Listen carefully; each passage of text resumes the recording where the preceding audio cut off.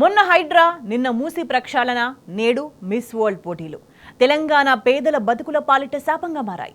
Vision లేని రేవంత్ సర్కార్ పాలనలో పేదల బతుకులు ఛిద్రమవుతున్నాయి.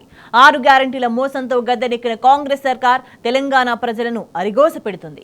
బుల్డోసింగ్ పరిపాలనలో నిరుపేదలు గూడు చెదిరి రోడ్డున పడుతున్నారు.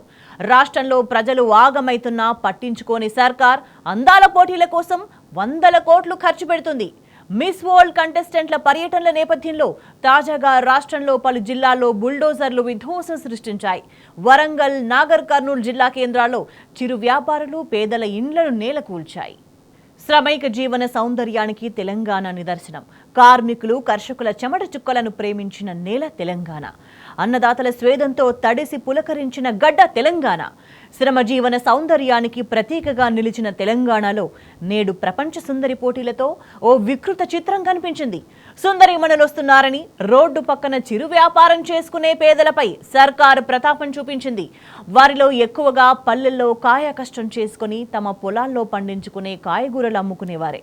గతంలో ఉమ్మడి రాష్ట్రంలో చంద్రబాబు దుర్మార్గ పాలనను రేవంత్ సర్కార్ మరోసారి గుర్తుకు తెచ్చింది. అప్పట్లో నాటి అమెరికా ప్రెసిడెంట్ బిల్ క్లింటన్ వస్తున్నారని హైదరాబాద్ నగరంలో యాచకులు కనబడకుండా తరలించిన ఘనుడు చంద్రబాబు.